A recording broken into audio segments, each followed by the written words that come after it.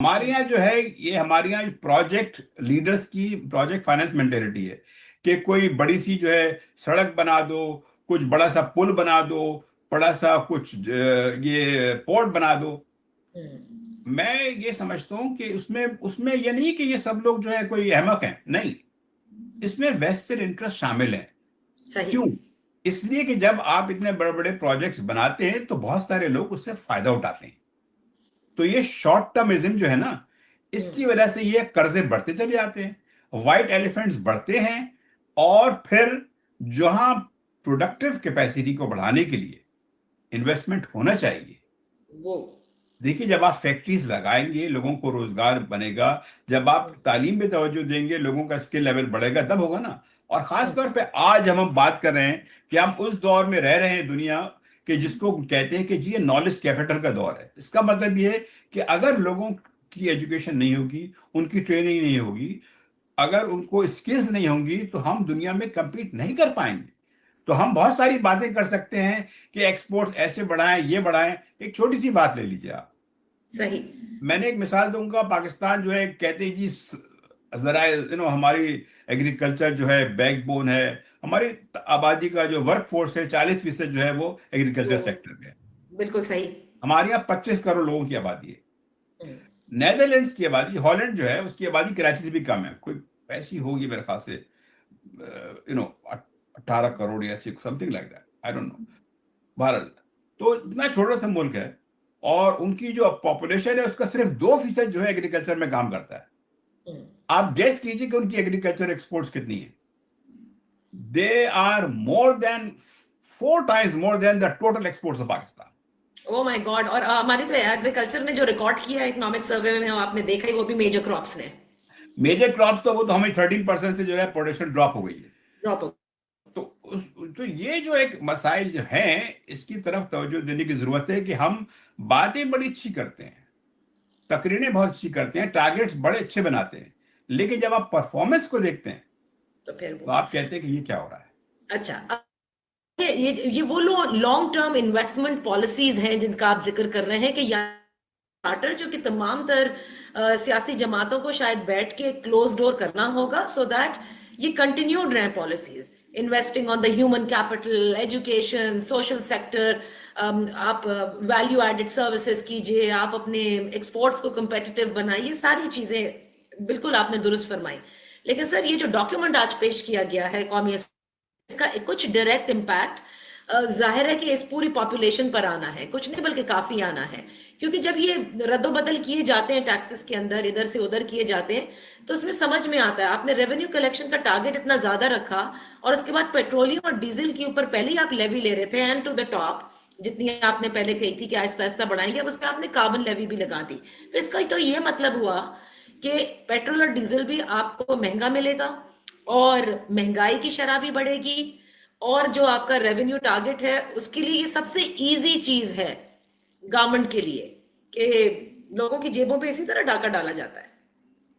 देखिए, बिल्कुल आप सही कह रही हैं, उसका वही वही वजह है ना, जैसे कि मैंने कहा कि हमारे यहाँ शॉर्ट टर्मिज्म है कि अपनी जेब से ना दो, लेकिन ये कि जितनी लोगों की जेब से निकाल सके वो निकाल दो।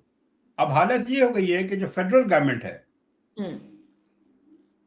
वो, अगर आप जो प्रोविंशियल ट्रांसफर्स होते हैं और जो सूद दिया जाता है, अगर वो निकाल दें, तो बाकी सारे अखराजात पूरे करने के लिए, जिसमें डिफेंस भी शामिल है, सिविलियन गवर्नमेंट भी शामिल है, और दूसरे, वो सारे कर्जों में चल रहे हैं।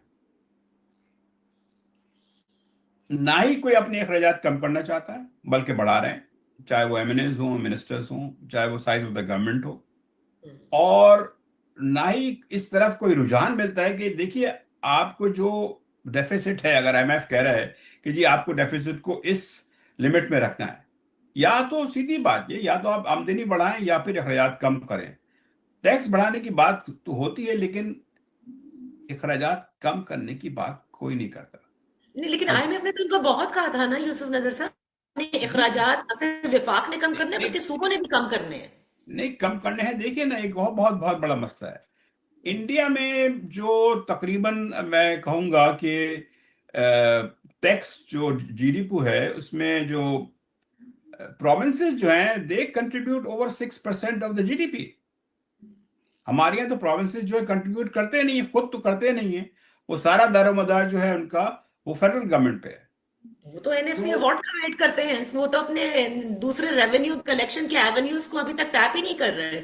वो टैप नहीं किया। अब देखिए ना कितने अरसा हो गया कि जी 18th अमेंडमेंट आएगी प्रोविंसेस को, तो जब वो हक जताने की बात आती है तो हक तो जता देते हैं, हम्म। लेकिन जब बात आती है जिम्मेदारी की, तो वो नहीं करते। वो मिसाल देते हैं कि जी इंडिया जो है फेडरेशन है, वो डेमोक्रेसी है। तो आप ये हम्म। भी तो देखिए कि वहां प्रोविंसेस कितना एक्टिव रोल अदा करते हैं। बास प्रोविंसेस में जो उनके टोटल टैक्स बेस है, 40-45% जो है वो खुद करते हैं रेज, फेडरल गवर्नमेंट पे डिपेंड नहीं करते। राइट।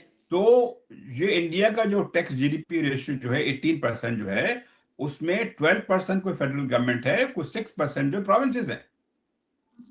सही। इस ये जब इंडिया की बात करते हैं तो ये बात भी करें ना, लेकिन वो तो हम्म। नहीं करते। वो इसलिए कि हमारे यहाँ पंजाब में अगर देख लीजिए, अगर वो पीएमएनएल लगाती है तो वो ट्रेडर्स जो है, ताजिर बरादरी जो है वो नाराज हो जाती है। सिंध में जो है, जो सारे उनके बैठे हुए लैंडलॉर्ड्स या जमींदार या वडेरे, वो नाराज हो जाएंगे। तो फिर बिल्कुल। ना वो जो एग्रीकल्चर है वो उस पर टैक्स लगाना चाहते हैं। तो बेचारे मासूम गरीब जो है, अब दफ्तरों में काम करने वाले, जिनका कोई पूछने वाला नहीं है, सारी बर्ग जो जिसे कहते हैं ना, बर्ग गिरती है तो बेचारे मुसलमानों पर, तो बेचारे सही। तनख्वाहदारों पे गिरती है, जो आम लोग हैं उन पे गिरती है। इसलिए कि जी पेट्रोलियम डेवलपमेंट लेवी लगा दो तो ठीक है, फिर उससे हो जाएगा।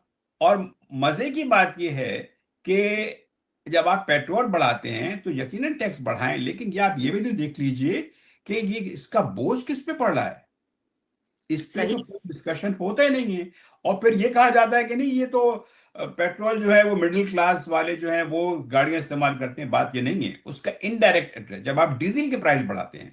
तो सही। हमारे यहाँ, जैसे कि मैंने कहा कि जो रेलवे सिस्टम है बहुत ही नाकिस है, ठीक है ना। हम्म। हमारे यहाँ बहुत सारी ट्रांसपोर्टेशन ट्रक से होती है। ट्रक्स बिल्कुल। जो है वो डीजल इस्तेमाल करते हैं। जब डीजल सही। की प्राइस बढ़ेगी तो हर चीज की कीमत बढ़ेगी। बिल्कुल, आपकी जो रोजमर्रा की अशिया है, सब्जी, दालें, चावल, उसका होगा। और फल, फिर एक और सबकी। बहुत बहुत बड़ा मसला है, वो हम्म। ये है कि एक इंतहाई इनकॉम्पिटेंट स्टेट है कि जब गंदम की मिसाल ले लीजिए, भाई आप छोड़ दें इसका पीछा, आप पूरी खुली आजादी दे दें कि जब चाहे इंपोर्ट करो एक्सपोर्ट करो, किसानों को आजादी दे दें। आप किसानों को आजादी भी नहीं देते, फिर आप उनसे वादा करते हैं कि हम इस कीमत पे खरीदेंगे। जब देखते हैं कि जी अब इस कीमत पे नहीं खरीद सकते, कुछ सस्ता करना है, तो आप यू बैक आउट हो। होता क्या है कि किसानों का आपको पता ही, अरबों रुपए का नुकसान हुआ है। तो जब ऐसी सूरत हाल पैदा करेंगे, हम्म। और जो आपका काम है हुकूमत का, वो क्या है, हमारे यहाँ एक बहुत बड़ा परसेंटेज जो है पानी के रिसोर्सेज का, वो जाया हो जाता है। इसलिए कि हमारा जो आबपाशी का निज़ाम है वो बहुत पुराना है, उसकी रिपेयर का सही। इंतजाम कभी हुआ ही नहीं। हम्म। ये एक ऐसा लीकेज है जिसपे आप बात करेंगे ना बजट की। बजट खाली टैक्सेस का काम नहीं है, का नाम नहीं है। बजट भी बिल्कुल। होना चाहिए कि स्टेट की तरजीहात क्या है। एक तरफ तो इनकम होती है, लेकिन आपको एक्सपेंडिचर कहाँ करना है। आपका राइट। स्टेट का काम यह है कि एक्सपेंडिचर जो है वो ऐसी जगहों पे इन्वेस्ट करे ताकि मुल्क में इन्वेस्टमेंट या मुल्क की पैदावार बढ़े। हम्म। लेकिन ये ऐसा नहीं होता है।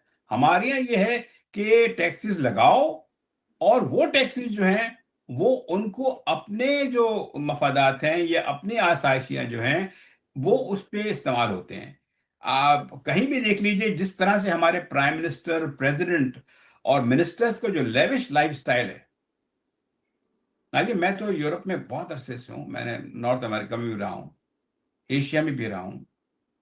ऐसा लाइफ स्टाइल तो मैंने बहुत ही कम लोगों में देखा है हम्म। रूलिंग एलिट्स का। ये क्यों नहीं कम से कम उसको ही कट करें।